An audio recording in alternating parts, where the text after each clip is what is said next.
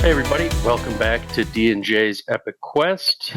Not just Derek here today. Along with me, I've got author Adrian M. Gibson here. I just not too long ago finished reading his book, Mushroom Blues, which I've got the nice broken binding edition here. Nice.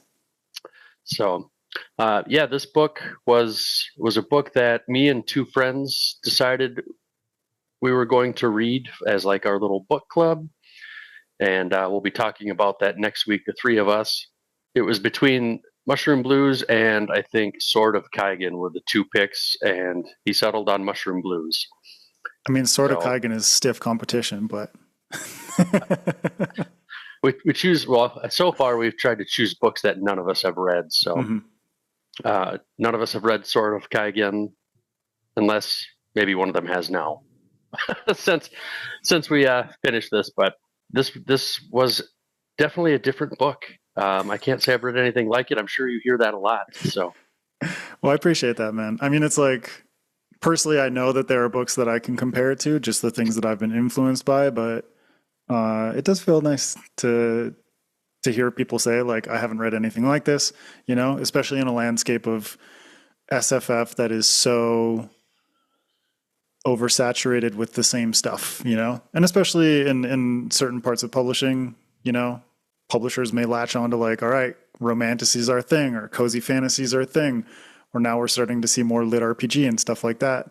And so it's kind of like if you can bring something that feels a little bit fresh to readers, it's, I don't know, for me, it's a really satisfying thing.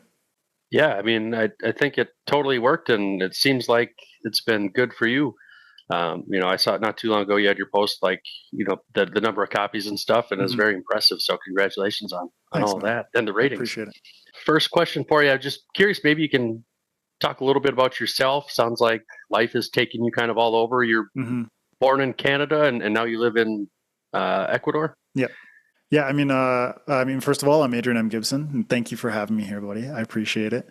Originally from Canada, grew up on the West Coast in British Columbia. If anyone's familiar, maybe like Vancouver is a city that rings a bell. But after that, after I graduated, I moved to Berlin over in Germany. And that's where I went through a period of just kind of not knowing what I was doing in my life, essentially. And just by happenstance, stumbled into tattooing through a friend of mine, a guy that I worked with. I mean, I have a background in art, and I've always loved drawing and illustration and design and stuff like that. And my dream growing up was to be a comic book artist. And life kind of took me in different directions. But when I was in Berlin, I found this medium that allowed me to express myself artistically, but was very challenging and kind of like a new thing that I could tackle in terms of instead of the medium being, a piece of paper or a canvas or something like that, it was an actual human being and their skin. And so that was a really invigorating time in my life. And I ended up being a professional tattoo artist for like 7 years, more or less. And while I was over in Berlin, I ended up going on vacation in Barcelona for one weekend. And the last night that I was there, I ended up meeting my now wife, who's from Ecuador. And, we started seeing each other back and forth between Berlin and Barcelona. And at some point, she was like, I got to go back home because I finished my studies. And I was like, screw it, I'll go with you, and moved across the world again. And I've been in Ecuador for almost 10 years now. So basically, I'm primarily a full-time dad. We've got two kids now, two little boys. But on the side, I write books and host a podcast called SFF Addicts with my co-hosts MJ Kuhn and Greta Kelly. And then I still do graphic design and book design type stuff. I've kind of reapplied those skills to do book design. Like I designed most of Mushroom Blues except for the cover art itself. Now I do that for other people. And then occasionally tattoo when the opportunity arises. So, What what a what a story! What was it like moving across, like completely across the world, and to do it twice? I mean, it must be a lot. both times I did it, I had very little baggage. So it wasn't necessarily like a daunting experience. So the first time I did it, it was like I'd finished university, I finished my bachelor's degree, and my girlfriend at the time, she and I decided like, okay, what are we gonna do? And she wanted to study her master's in Europe, so she picked a bunch of cities. I was like, okay, whichever program you get accepted to, we'll move there. And she ended up getting accepted to Berlin, and so we moved to Berlin. So it was kind of like a start from scratch kind of moment. Regardless, it was like I'd just finished university and I was kind of already in a space of I don't really know what I'm doing. And so moving somewhere else and starting fresh at a moment when I was already kind of at zero again didn't really feel too tasking or too overwhelming in a sense. And then when I came to Ecuador, it was kind of like I was already planning on leaving Berlin at that point. And so I was kind of thinking, what am I going to do? Where am I going to go? And tattooing is a very easy job that I can just kind of like pick myself up and go somewhere else in the world and continue to do that exact same thing. It's just like different clientele and different kind of, economic factors and stuff like that come into play. But yeah, Sure. and both times it wasn't really like, oh my God, this is like a dreadful thing. It was kind of like, all right, I'm ready. I have nothing holding me back. Let's go and see what happens, essentially. That's really cool. But also very crazy to me. I mean, you met your wife on the last night you were there, and maybe you think about this, but I feel like I would just think about like, what if that day just went a little bit different? Yeah, yeah, You know, yeah. what if I did one thing different, and you never met her? And it's crazy how to think all those little things could just butterfly into some Hmm. sort of change, or in this case, led to what you have now. It's awesome. Yeah. No, we talk about that quite often. Like whenever people ask like how did you guys meet and we tell them, it's one of those things, it's just life and it's random, crazy, serendipitous kind of chains of events that lead to Just something meant to, that you'd never expect, right? right? It was just meant to be, I guess. So Exactly. that's how it worked out. It feels like a rom-com or something like that, you know? Well, it sounds like the best one. So that's awesome. Thanks, man. Where did your love for mushrooms come from? Like, have you had that for quite a long time? Yeah, I mean, like I grew up on the West Coast, and that is, if anyone is familiar with pretty much like Northern California up into Oregon and Washington State and British Columbia and Alaska, it's just these really crazy landscapes, these really insane kind of like coastal environments where, I mean, you call it like a temperate rainforest. When you hear the word rainforest, you don't necessarily think of that. You think of, the Colombian forest or the Amazon or, the southeast, the I think it's the Indonesian rainforest and places like that. Like you think of places that are really lush with monkeys and crazy birds and snakes and spiders and all that kind of stuff. But it's like the temperate rainforest where I grew up is like take a, take away a lot of like the animal diversity, but there's just so much flora and there's so many old growth trees and old growth forests and ferns and mosses and lichens and things like that. And so it's like because of the amount of rainfall that it receives, it is technically a rainforest, but it doesn't feel like one necessarily. In the sort of, you know, jungle rainforest type imagining that most people would have. Sure. Instead, it's kind of like you're walking through and there's just like water dripping through evergreen trees, and there's paths that are kind of like carving through just a lush undergrowth of ferns and fallen logs and all that kind of stuff. And it's just like the perfect environment for mushrooms to grow in. Basically, it's like, one, it's wet. Two, there's a lot of dead stuff, and three, there's a lot of darkness. Like there's a lot of opportunity for darkness. And so it's kind of like these different factors that make it perfect for fungi. And so when I was growing up, most of my days when I wasn't like playing video games or things like that, I would be out in the forest hanging out with friends or my brother, and we would just be like climbing trees and making tree forts and having sword fights with sticks and like turning over logs and stuff like that and looking for bugs, and fungi was just always there. So it's kind of this thing that for me has always been a part of my life, but it's kind of like evolved over the course of my life in terms of what my exact relationship with it is. or how my pre-existing relationship is kind of like compounded with different factors, whether it's learning more about biology and mycology in high school, or whether it was working in restaurants when I was in university and learning more about how fungi can be incorporated into cuisine, or at the same time, around that same time, the sort of like psychedelic applications of mushrooms and how you can take mushrooms and essentially have these crazy hallucinatory consciousness. So it was kind of like these compounding factors of figuring out how mushrooms fit into my life, or like what I'm interested in about mushrooms through the lens of cuisine, through the lens of biology and mycology and the actual organisms themselves, or through like psychedelics and kind of like consciousness and things along those lines. So there's definitely been like a lot of developing factors that have increased my interest in mushrooms and expanded my understanding of them over the course of my life.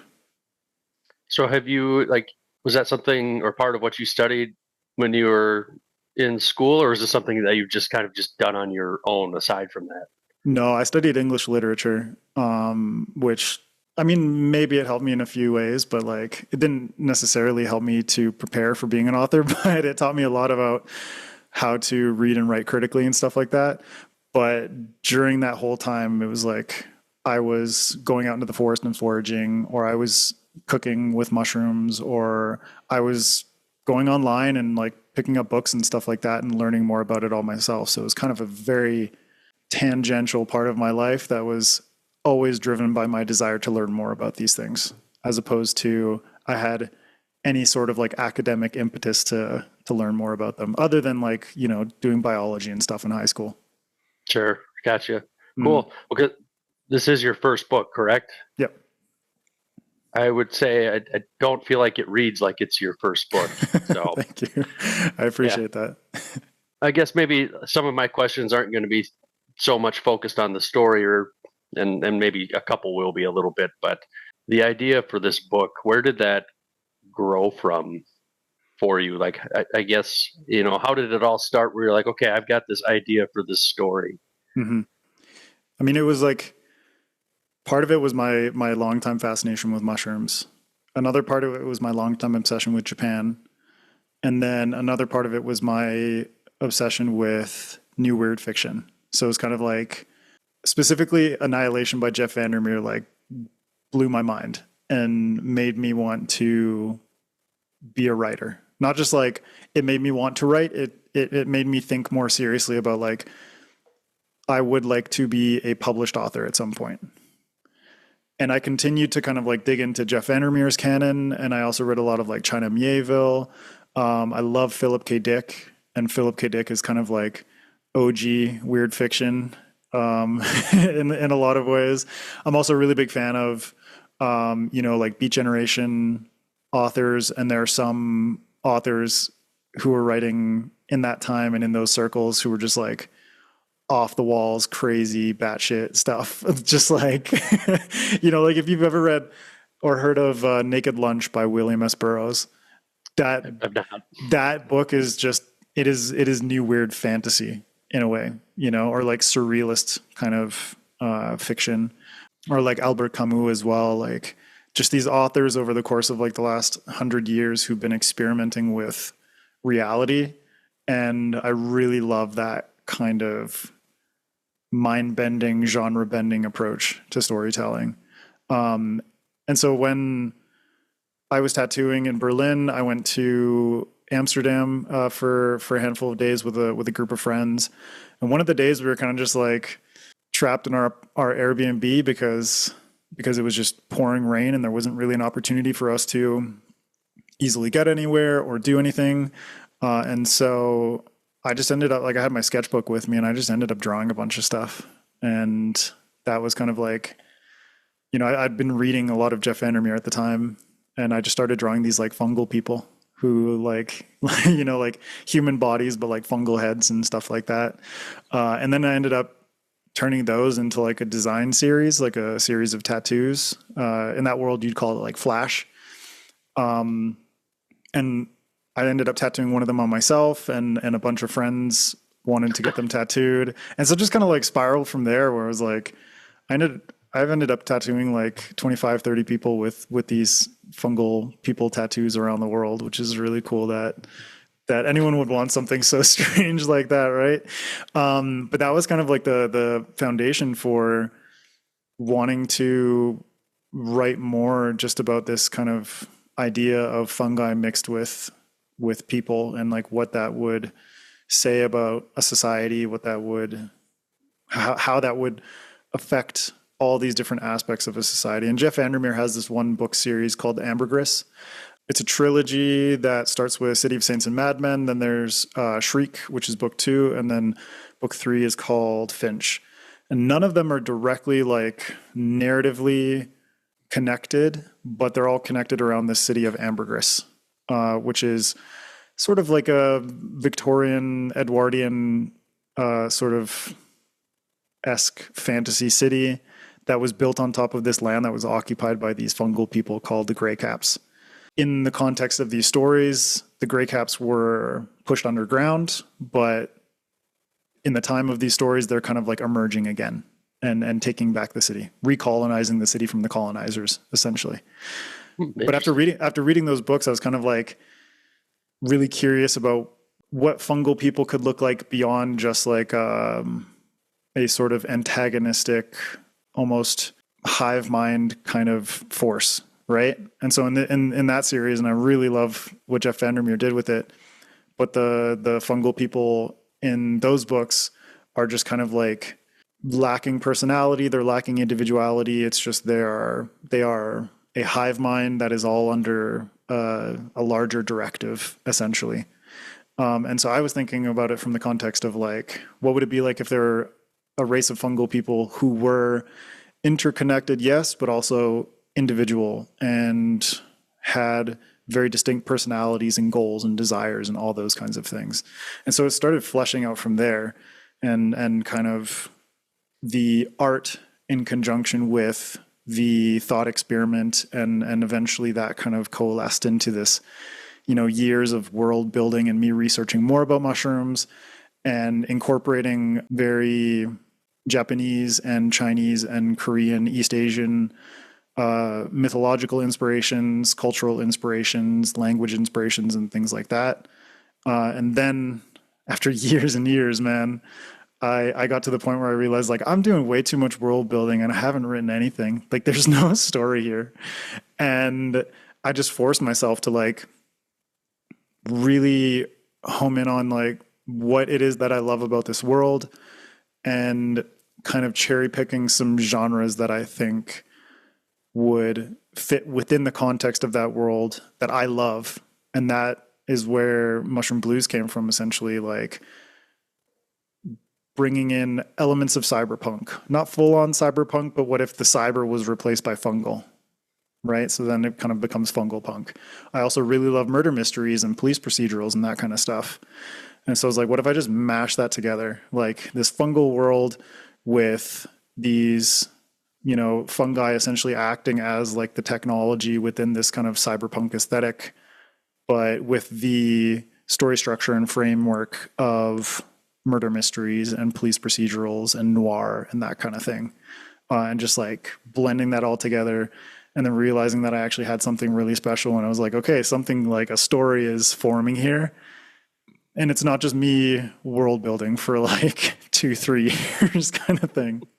Yeah, I remember when this book came out, and I remember thinking that the cover looked really cool, but I also remember thinking like, well, I don't really know if this is like kind of up my alley, if this was something I would normally read. And then it was, what got picked, and I'm really glad I read it. And this isn't so much a question or anything, more of, I guess, kind of my experience with it. There were definitely times I had kind of a hard time reading the book, and through no fault of the book, just like I live in Minnesota, I'm about an hour south of Minneapolis. And to me, I felt a lot of what was happening in your book was kind of what was taking place in Minneapolis still now, though I think it's cooled down a little bit. And it just, like when I read something, I want to kind of escape, and I didn't really get that. It just felt like it hit way too close to home. So it was just kind of another Yeah. one of those timing things, I was like, oh man, Yep. like if I could have read this before, or maybe in another couple months, whatever it is. But I will say I was very happy I ended up reading it, and it's definitely lingered with me too since finishing it. Oh, I appreciate that, man. And yeah, it is one of those crazy things where, you know, obviously it's like has nothing to do with prediction or whatever. It's kind of like these cycles of government oppression and resistance, they ebb and flow all the time. And especially it seems like in the United States in like the last decade or so, it's been maybe even more than the last decade, probably since like, the 2008 financial crisis. These kinds of sort of 99% resisting against the 1% sort of movements have been recurring again and again and again. And so, like, when I was writing this book, it wasn't necessarily even me thinking about like any specific contemporary political or governmental resistance movement. It was kind of just I was drawing a lot of inspiration from post World War II Japan and the occupation of Japan by the Allied powers, and that kind of being like a historical touch point for me for what was going on in this book. And then all the rest of it kind of just being like a natural development of that thought experiment of like, okay, if this was the situation where here's a city of fungal people and there's a nation of humans and a government that leads that nation bringing war to their doorstep, and that war going on for 10 years, and and the fungal people losing that war and the humans occupying that territory, and therefore being in a position of subjugating the fungal people, the local population. What would be like naturally occurring things that led from that subjugation and that war and all these lingering effects, right? And so it's kind of like it kind of goes to this adage of like history doesn't repeat itself, but history rhymes. And so there are a lot of situations where people have been in this position of being subjugated by a more powerful entity, whether it's an institution like a government, or whether it's a group of people, or whether it's an individual, whatever it may be. What are some of the naturally occurring outcomes of that?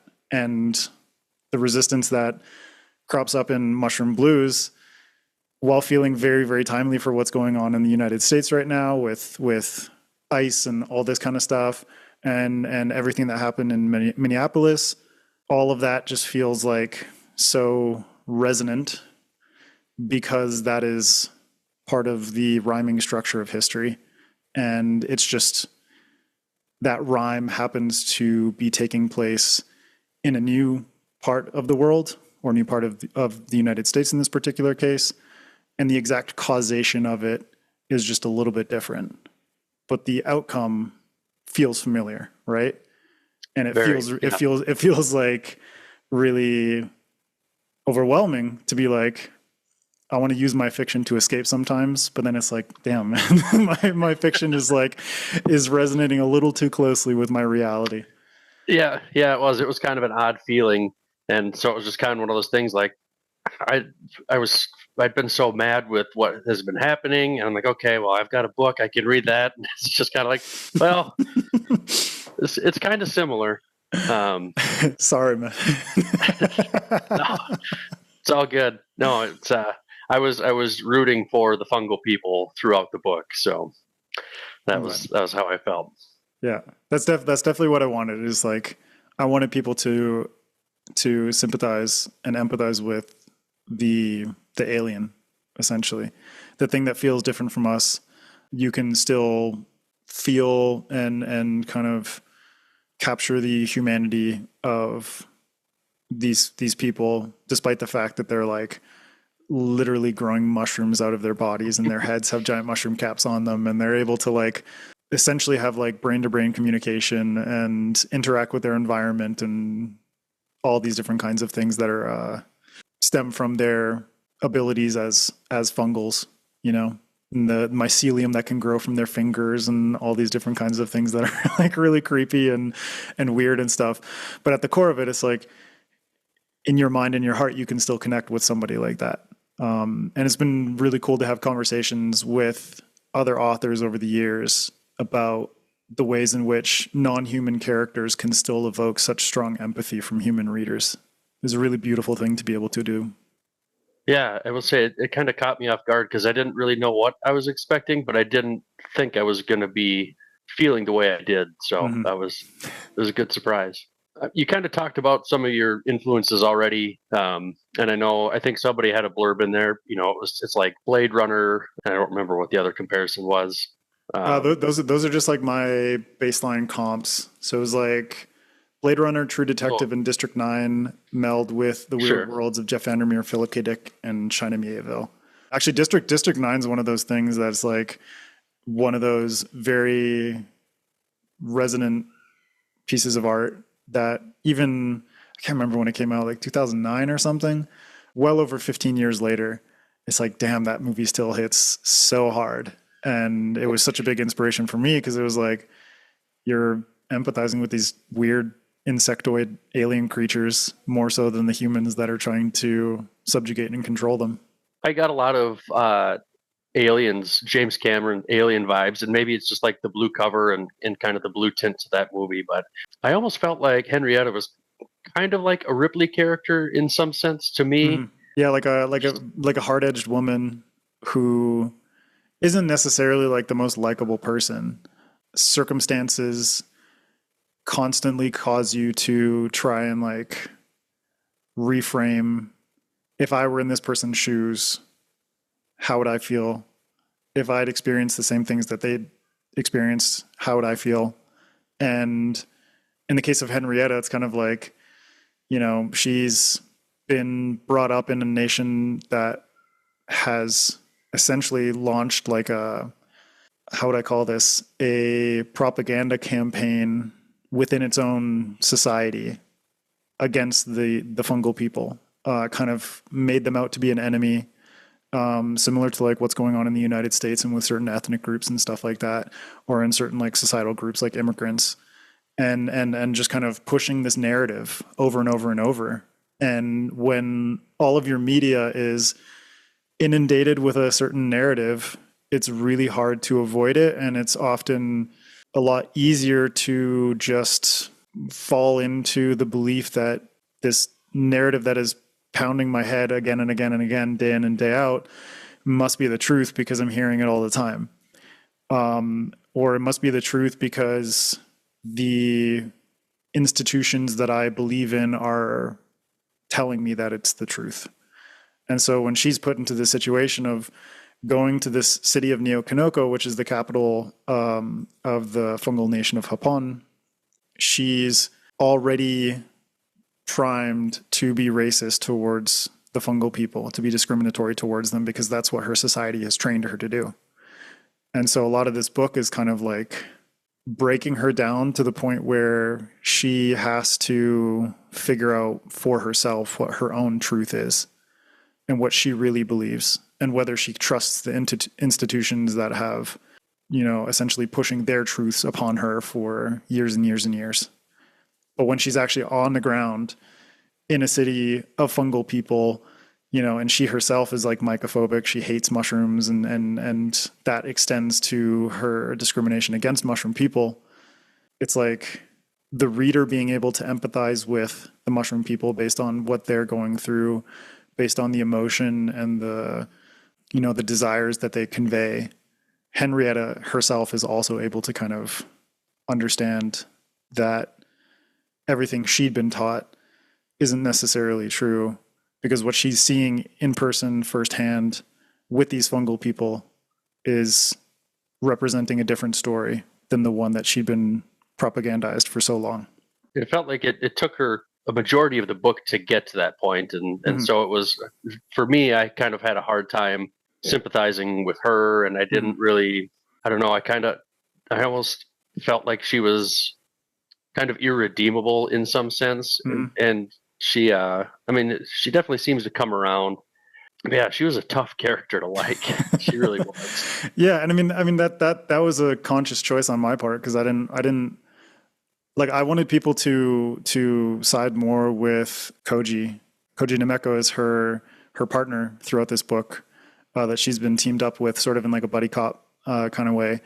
And I basically, like, I wanted people to empathize with Koji and have him be the foil to kind of like break her down, and this be the first step in, you know, a broader story, because this is a 4-book series of of Henrietta's essentially like awakening to the realities of what she'd been told and what she experienced and what she now believes based on her own perceived truths, right? And so it was a conscious choice for me to make her an unlikable character. And that's just like from my perspective as a reader. A lot of the books that I enjoy and a lot of the movies and TV shows and stuff like that, I tend to gravitate more towards like morally complex and difficult characters. And so it was kind of a natural thing for me to write one as well. And at the same time, use that unlikable kind of nature to kind of give you different footholds within the world. So it's like, okay, here's Henrietta's perspective and the perspective of a human.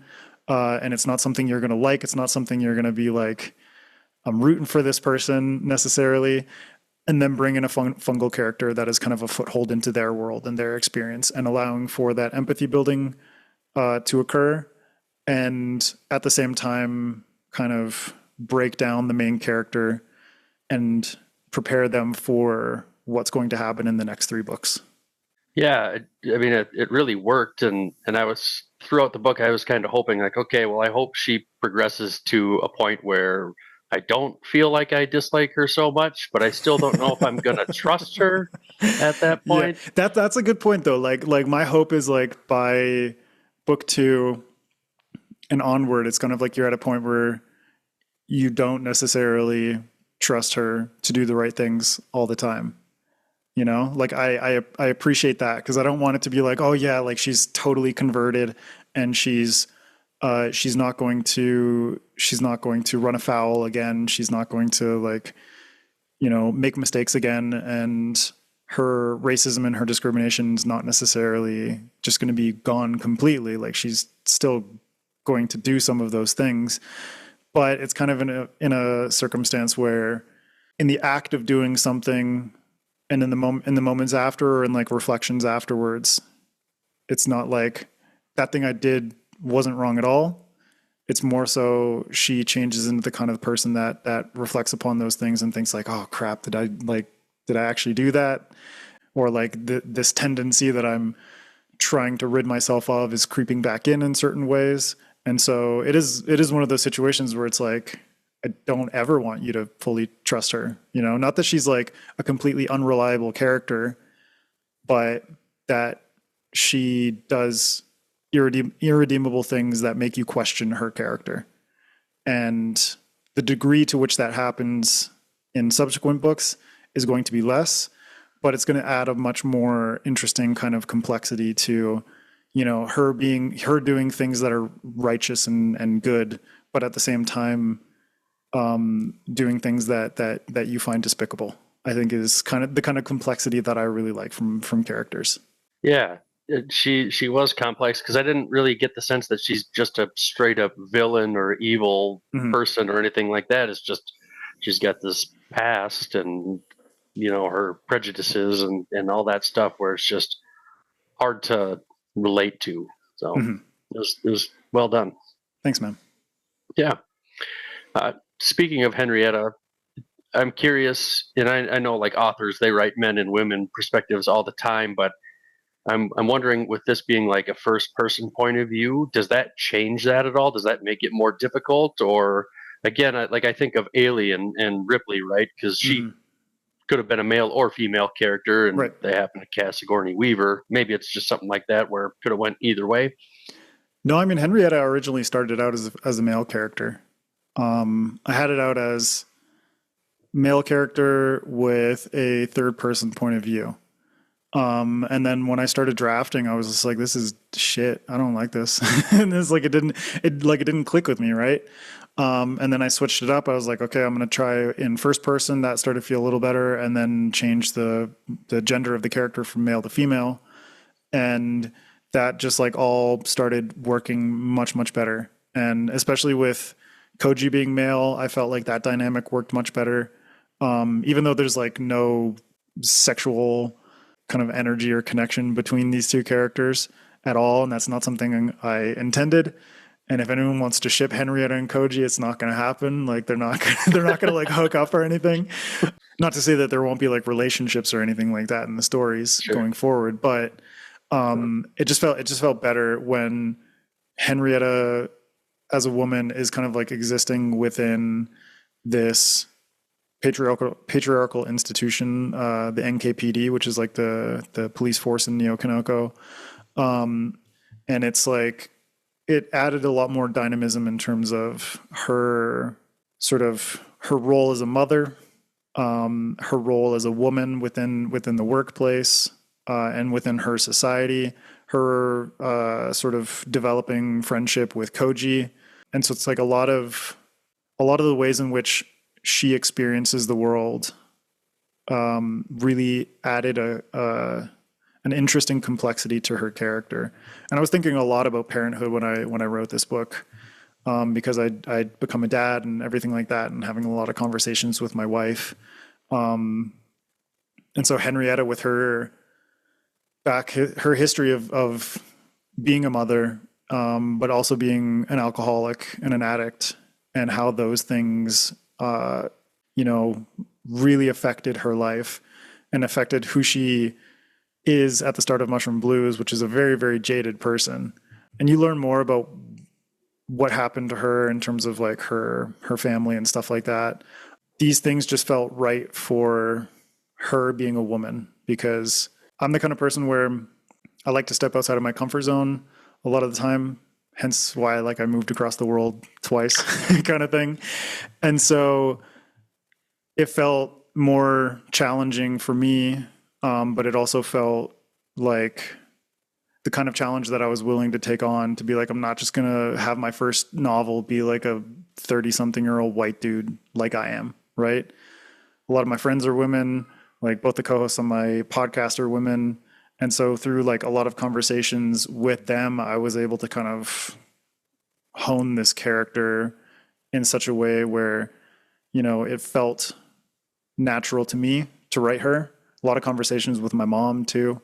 And so this character has like seen a lot of eyes as she's developed, such that it didn't feel like, okay, here's like a female character that could just be replaced by a dude kind of thing, like that sort of swap in, swap out type of energy. Sure.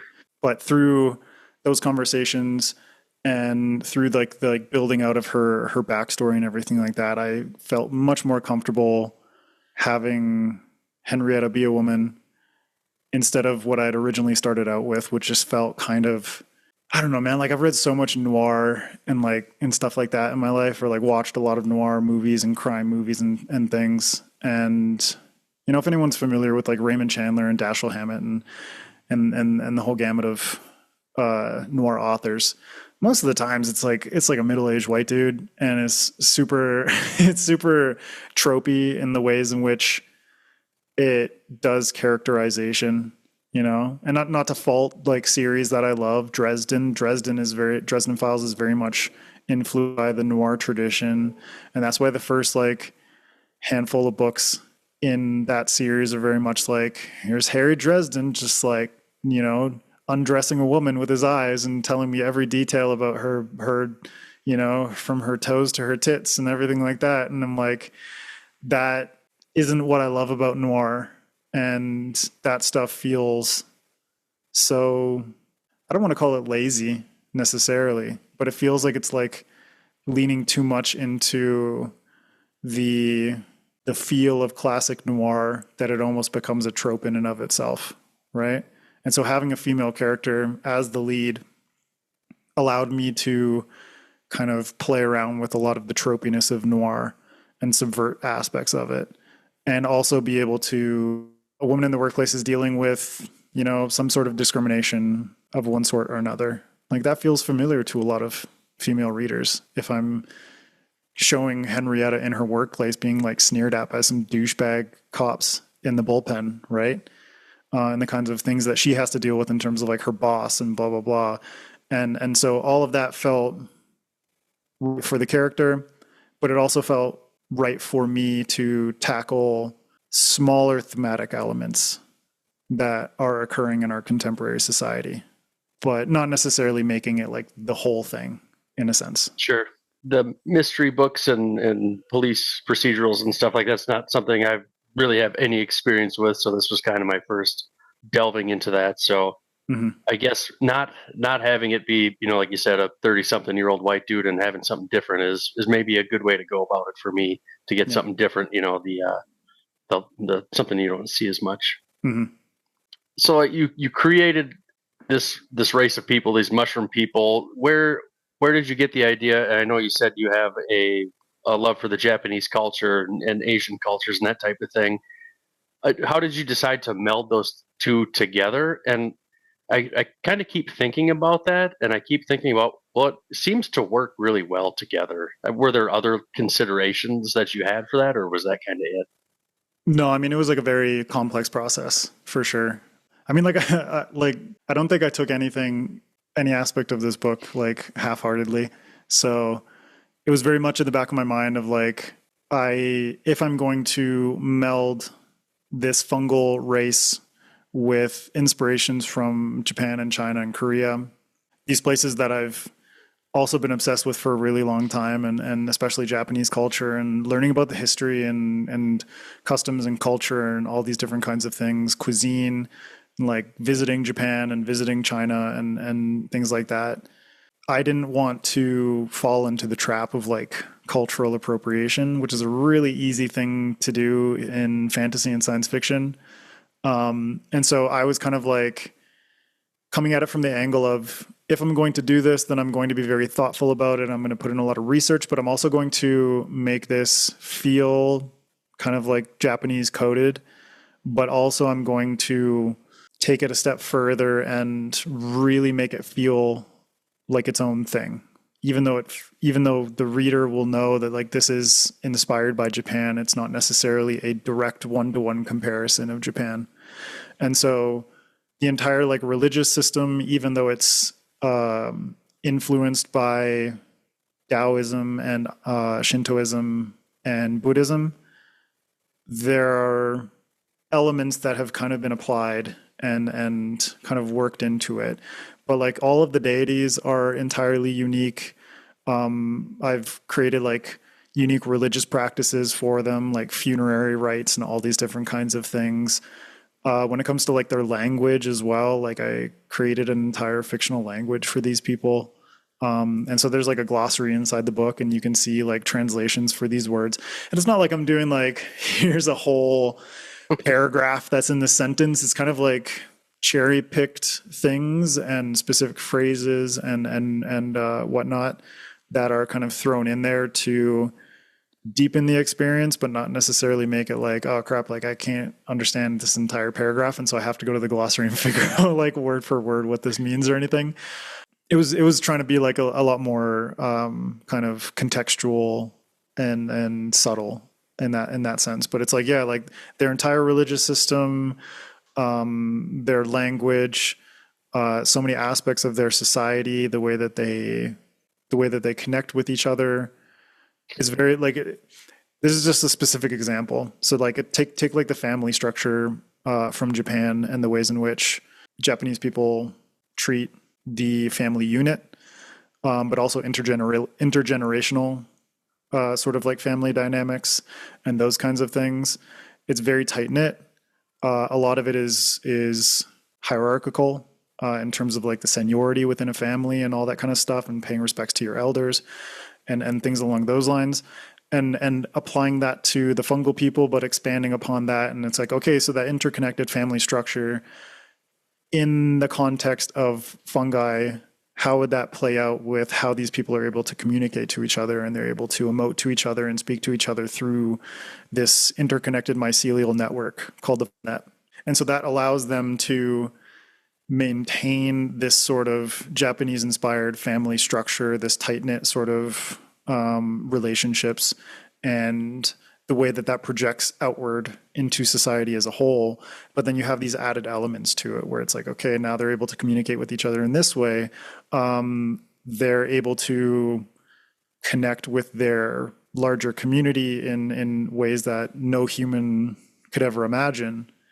And so how does that affect not only like the family structure, but also like the community structure, and therefore the notion of identity across small groups to larger groups to the national level to, just kind of like upping the scale bit by bit by bit, right? Through the context of them being interconnected through this mycelial network. And so these are the kinds of things that I was thinking about when I was applying and taking inspiration from East Asian cultures and bringing it into this world, or like architecturally as well, taking cues from East Asian architecture, but then literally everything is made out of mycelium and mold and mushrooms and all these kinds of things. And it kind of works perfectly in the sense of, okay, maybe you have like a tiered pagoda or something that's like some sort of temple structure. The tiered roofs that many East Asian temple structures have, like architectural styles, works perfectly in sync with the sort of like cap structures of mushrooms. And so it's like, okay, like these roofs are made out of mushrooms, like with these arching kind of slopes and stuff like that. And so it's these really cool ways that I was able to mix and match. But at the end of the day, I always came back to this notion of like, does this thing convey an understanding and appreciation and a love for this culture that I'm inspired by? Or does it feel like I'm just throwing it in there for set dressing, right? Does it feel like I'm just throwing this in there because it looks or sounds cool? And so I was always leaning towards the former as opposed to the latter. If it was the latter and it felt like this doesn't add anything meaningful to this world, then I was like, nah, that's out. Or I rework it in such a way where it feels like it is more natural, but it also is paying more respect to the nations and cultures and religions and whatever else it's being inspired by. I guess I had no idea how much thought you put into all of this. That's really impressive. Like I told you, man, it was like years of world building and then me realizing like, oh crap, there's no story. Got to start writing at some point. Yeah, man, exactly. Yeah. I guess I'll kind of combine these next two questions into one. So you mentioned this will be a 4-book series. I guess I was kind of curious about that because it kind of felt like it could be done after the one. But I guess what's next for Henrietta and Koji is like, I'm curious if we'll ever see like the Spore War, maybe like as a prequel or in flashbacks or something like that. Yeah. So basically the Hoffman Report in general. So that's 4 books. And I wanted to kind of tackle it from the angle of each book feels like a standalone mystery, but there is like an overarching plot that interconnects all 4 of them. So the mysteries of each of the 4 books ties together into the grander mystery and sort of threats and events of the 4 books as a whole. So 4 books for the Hoffman Report, that'll be specifically with Koji and Henrietta. Book 2 is going to come out next year. And that one we'll see like there'll be like more POV chapters. Like I'm bringing in Koji as a POV, for instance. So there's going to be like a lot of expansion of scope, but also of character perspectives and how those play into not only how the mystery unfolds, but also like how Henrietta sees herself versus like how other people view her, and that interplay between characters and those kinds of interesting dynamics come into play as well. Later this year, I'm going to be releasing, it started out as a novella, but it ended up being like a short novel called The Murder Most Fungal. And that's basically like a side story set between book 1 and book 2. And that one is centered around a fungal sushi chef, who gets wrapped up in, gangster blackmail and is basically forced to assassinate a political figure through food. So that's coming out later this year. And then, there's just like a lot of expanding ideas that are kind of like surrounding not just the Hoffman Report, but like what I call the Fungalverse, which is my shared universe. So the Hoffman Report is just one series that takes place within this universe. But then, like you called it, and I'll do like a prequel, sort of like standalone about the Spore War. There's one series that will jump decades into the future, and that will be more like cyberpunk, fungal tech corporations and all that kind of stuff. There's one series where I'll jump into the past, and that'll be like sort of like a fungal samurai epic type thing. And then I'm, sprinkling in like side stories. Working on a graphic novel right now with a friend that is related to the Hoffman Report, but I'm not going to spoil anything about that. But that'll kind of expand upon a specific character. And so there's a lot of exploring different time periods within this greater timeline. And then each series kind of bringing in like a fresh, spin of genres kind of thing. So it's like Hoffman Report is very much noir, murder mystery, police procedural mixed with this fungal world. The Fungal Samurai epic is essentially like, that'll be my take on epic fantasy. The cyberpunk one is very much like tapping into cyberpunk and near future sci-fi and, thrillers and that kind of thing. And then Spore War, that one's kind of much more like a war epic told from multiple points of view type thing. So lots of like genre diversity, lots of different time periods, lots of different characters, but there's going to be like a lot of through lines of, you see a character here and then you find them in the future, or you see the father or the mother in one time period, and then you meet the son or the daughter in a future time period and that kind of thing. So there's a lot of, kind of think of it like Joe Abercrombie's First Law trilogy. And then I can't remember the name of the follow-up trilogy to that. Age of Madness. Age of Madness, exactly. And so how there's like a lot of like interconnected stuff, not just with the characters, but also with the world going from one to the next. So lots of big plans for the Fungalverse, and then, writing non-Fungalverse stuff outside of that as well. Don't want to be like locked into one world for all of it, but. Sure, but tons of stuff coming in the pipe. Exactly. Yeah. Cool. Oh, looking forward to that. So these next three, I've got a few more questions. These next three are from my friend, but okay. He's curious if you would like to be a mushroom, and I guess I'll add on to that. If so, what kind would you be? I love it, dude. Oh, that's a tricky one though. I wouldn't want to be an edible mushroom because then my life would be very short-lived. Oh man, that's a tricky one. For the record, I'm probably not going to know what these are, so I'll have to like Google it and see what it looks like. But actually, I mean, like if I could, not necessarily just a specific mushroom, but there's like a mycelial network in Oregon, which is kind of like, I mean, they call it like the largest mushroom, but it's actually just like the largest like living thing, right? It's massive. It's the largest land organism on the planet. But it's not necessarily just like a specific mushroom. It is an entire interconnected mycelial organism. So it's like all the mushrooms that pop up in that area are connected to this like large mycelial organism. So if I could, I would probably be a part of that, just to like, I'm part of like something much bigger than myself, That's cool. How do the mushrooms in your book taste? We get a little bit of cannibalism there, I guess, with the there is a little bit of cannibalism, dude. Yeah. Having to eat mushrooms to survive, but yeah, do they feel bad about that? No, man. I mean that's like I just wrapped up a story for an anthology that I'm working on with some friends called The Book of Spores. I do have a question on that. Okay, cool.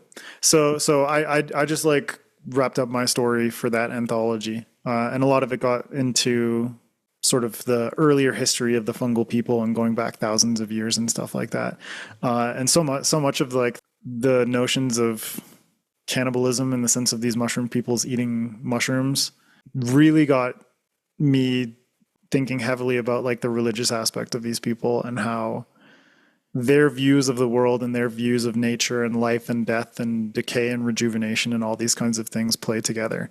And so for the fungal people, it's like technically, yes, I am eating a mushroom and I can feel its spirit, like I can sense its spirit when I'm consuming it, but it's not like we are enemies in that particular case, or like I'm not, one is not predator and the other is not prey, because in the end they're all feeding into the same system, and they're all interconnected and all in communication with one another, not just a fungal person but also their environment. And so it's kind of the notion of like the organism is self-sustaining because it can eat itself in order to survive. And so this really taps into their ideas of like what, on like a spiritual and philosophical level, life and death mean. When you die, you are giving back to the earth, and then that earth is then going to essentially take your nutrients and your spirit and feed it back into the next cycle. No, it's not cannibalism. I mean, technically it is cannibalism, but they don't view it as a bad thing. So, Okay. so the mushrooms taste good, I would imagine. I mean, I also have like food scenes, because I love cooking and I love eating. And so, I mean, this next novel, A Murder Most Fungal, is going to get way deeper into the, I guess, like the culinary side of things. But all the dishes that I put into the book, and all the dishes that I put into Mushroom Blues as well, those are things that I've actually cooked before. So just giving them like a little twist to be like a bit more reflective or like contextual for the world itself. Sure. This one, I don't know if he's just like bullshitting me with this question, but I guess first I would need to ask, are you a Star Trek fan? I am not like a huge Star Trek fan, but I have a feeling I know what he's talking about, because in Star Trek Discovery, if I'm correct, they basically have like a quantum, like a quantum jump drive that is powered by mycelium.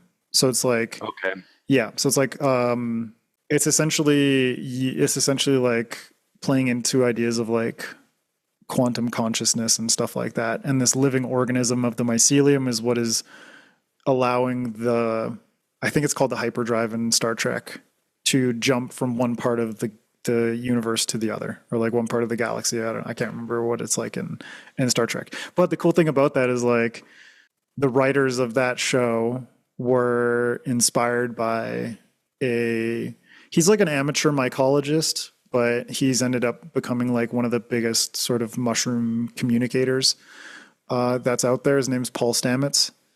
And I'm pretty sure they named a character in the show after him because of like the inspiration that they took for this like mycelial hyperdrive thing that they created. So, Huh. Yeah, I had no idea where that question was going. He just was curious if Discovery was your favorite Star Trek. I'm like, I don't get the relation to that at all. I hope I made the right connection. I think that's probably what he was leaning towards. Yeah. I would assume so. Yeah. That sounds like it. Yeah, but I love the idea of like I love the idea of mushrooms, fungi, mycelium being incorporated into technology. So that's just like, I mean, again, like going back to that fungal punk thing that I was talking about, it's kind of like fungi as a sort of like analogous technology, even though it's like a, like biotechnology essentially, for, computing, or in the case of Star Trek, like a quantum hyperdrive type thing. Sure. I'm stealing this question from another podcast. I was actually just listening to this morning, and I thought it was such a good question. But when somebody finishes your book, what do you want them to take away from it? I mean, for me, it always comes down to like, regardless of like the themes and stuff like that, because that's such an individual thing. I just want people to read this book and be a little bit more like curious about mushrooms in some form or another, such that it's like, if you knew nothing about mushrooms, or if you knew like a little bit, or if you knew about mushrooms in one context but not necessarily another, then maybe you would come away from this book thinking like, maybe I want to research a little bit more about like psychedelics and the role that mushrooms play in that, and maybe that'll lead you down a rabbit hole of like the origins of some religions or spiritual practices and things like that. Or maybe you're like, I don't know anything about mushrooms and food. And so it's like, I want to see like what is beyond button mushrooms and portobellos and stuff like that. And like what other kinds of edible mushrooms there are that I could like try and incorporate into my cooking, or go to a restaurant and give it a shot or something along those lines, just to make people feel a little bit more curious about fungi in such a way that they're like, but yeah, man, like when people read Mushroom Blues, I just want them to think like, damn, mushrooms are weird and fascinating, and I don't know, maybe I'll take a little bit more time out of my day to just like learn something else about them that I didn't already know beforehand. So Gotcha. Cool. This question just kind of popped into my head here. Koji, like whenever we see him, he's like just puffing down cigarettes left and right. Is it like, since he's a mushroom, can his body like, I guess like negate the effects of it? Does he have to worry about his health smoking all the time, or no? I mean, I will tell you that a fungal cigarette is different than what we are familiar with as cigarettes. So Okay, yeah, fair enough. wait till book 2 to get some firsthand Koji huffing. I didn't know what kind of answer I was going to expect out of that, so, but it just kind of popped into my head. He does like chain smoke like a madman. So Yeah, yeah, he's always got one going. It seemed like. yeah.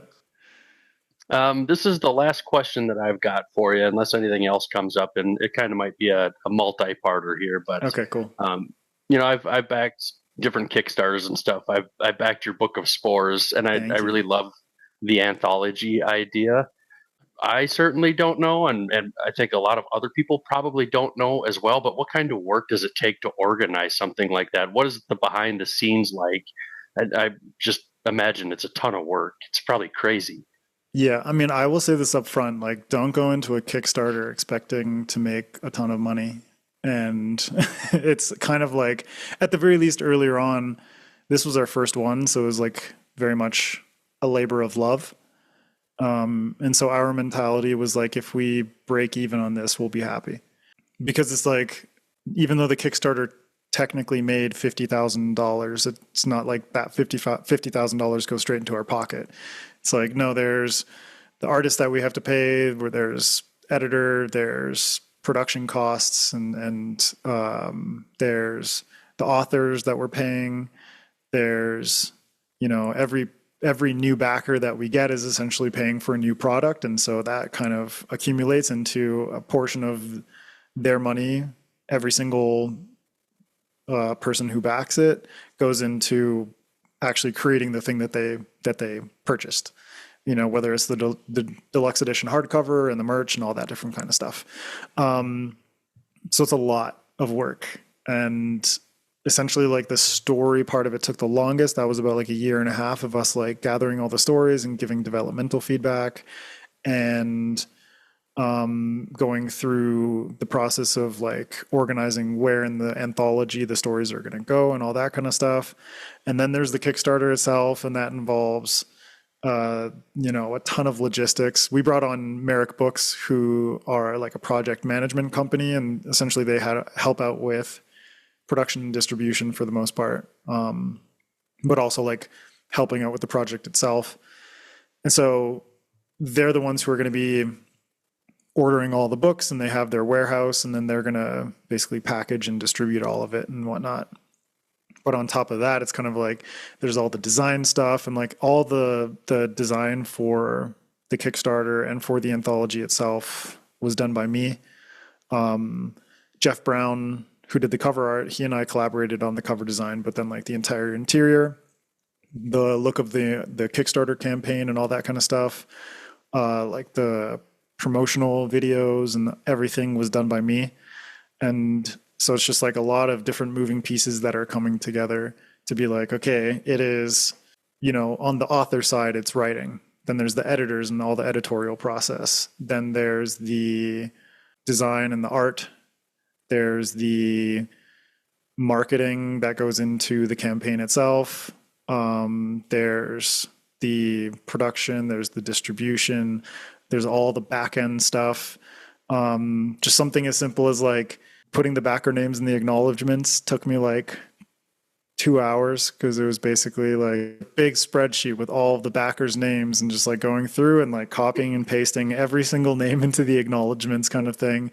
So just like stuff that seemingly doesn't feel so huge. It's like, yeah, right there. That's like 2 hours of me putting people's names into an acknowledgements page, kind of thing. Or not a single page. I think it ended up being like 3 or 4.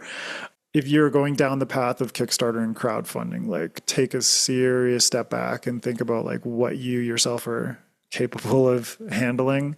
And in our case, it's really lucky because we had like not necessarily a team, but just like a group of friends, like me and my editor friends, all the authors that contributed to the anthology are friends of ours. I'm friends with Jeff, who did the cover, and bringing in other artists to do like the end papers and all this kind of stuff. And so it was very much like a family project. But if you're gonna do a Kickstarter on your own, just take a step back and think about what you're capable of handling. And if you have a team of people that you're able to work with, awesome. But also think a little bit more clearly about like what a Kickstarter entails, because it is a lot of work. And for us, it's kind of like we wanted to do this as an experiment, and it's kind of like setting us up to do more anthologies and more Kickstarters in the future. With this first one sort of as like a baseline of like, here's all the stuff we did right, here's all the stuff we did wrong, here's the stuff we did terribly wrong, and ways to kind of like streamline the process and make it more financially viable as it goes along. What would you say was like the biggest surprise or takeaway that you learned, like going through it? I'm sure you're still working on it now. I mean, it's, Yeah. it's, I guess the books aren't out there yet, but yeah, I think people, like, oh, the 2 weeks, 3 weeks, whatever time period you choose, is done. And then the work is not done on your end. What No, I mean, we like see is kind of done, but yeah, I mean, right now I'm basically putting together the interior and the ebook, and the ebook will deliver by the end of February. And then the physical books will be later on in the year, like August, September kind of thing is what we're aiming for. But I think for me, it was kind of like the most surprising thing was how quickly we were able to pull it all together.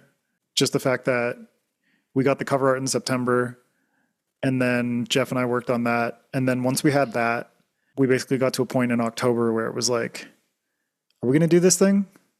Yeah, let's do it. And then we have friends who've worked with Merrick Books. And so we reached out to Merrick Books, had a call with them. And we're like, when's the earliest that we could potentially do this? And he was like, with everything you have, like you could probably do like mid-November. And so we threw that entire campaign together in like, I don't know, 2 weeks, pretty much. wow. So it was very much like it was able to work because we were so close, all of us. And so it was like, get all the authors on board to like record video and all this different kind of stuff, get on board with like a promotional campaign for like the cover reveal and all these teasers and whatnot, is because we were able to just like message everybody and be like, hey, you cool with doing this thing? Sweet. This thing's happening. Let's go for it. And boom, we were able to like put together a cover reveal and a book tour and a Kickstarter within like a couple of weeks, basically. So That's pretty crazy. yeah. So it was very much like it was like a madhouse behind the scenes, but I think we pulled it off. Yeah, it looks great. I can't wait to get it. So excited for that. Thank you again for backing, man. I appreciate it. Yeah. Well, that's all the questions I've got. Is there anything that I missed? Anything you've got? I mean, no, man, you're interviewing me. I don't have anything else to add. Just checking. I don't know if you felt like I missed something or something like that. So. No, man, it's been a blast to chat with you, and I really appreciate it. And thank you again to you and your friends for checking out the book. And it means a lot to me that it's just like, coming up on 2-year anniversary of the book, and people are still discovering it and reading it, which makes me really happy to just see the book kind of like, I'm barely even marketing this thing anymore other than like doing stuff like this. So it's really cool to see the book kind of take on its own life and see word of mouth and all that kind of stuff help it to continue to spread and meet new readers and whatnot. It just keeps growing like a mushroom, right? Yeah, man. Yeah, it's like that mycelial network in Oregon. It's just getting bigger and bigger. Yeah. Well, hey, thank you so much for your time here today. I really appreciate it. I had a lot of fun talking to you.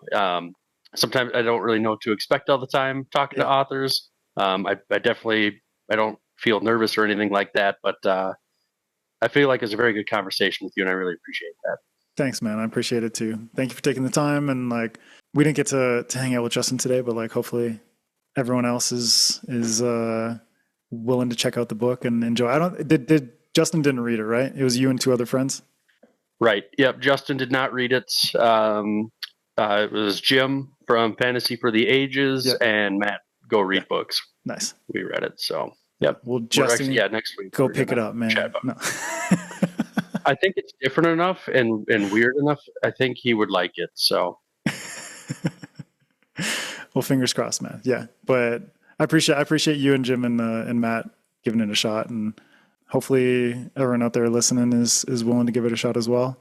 If you're into all the weird shit that I love infused into this book. There wasn't really, I don't feel like we really had any spoilers or anything. So if you haven't read the book, you can definitely listen to this. So yeah, there is a detective and a crime, and the book is about the solving of the crime. Perfect summarization. Yeah. Right there. Yeah. Well, I'll let you get back to the rest of your day here, and just thank you again for your time here. I really appreciate it. Thanks, man. You too. All right. We'll talk soon. Okay.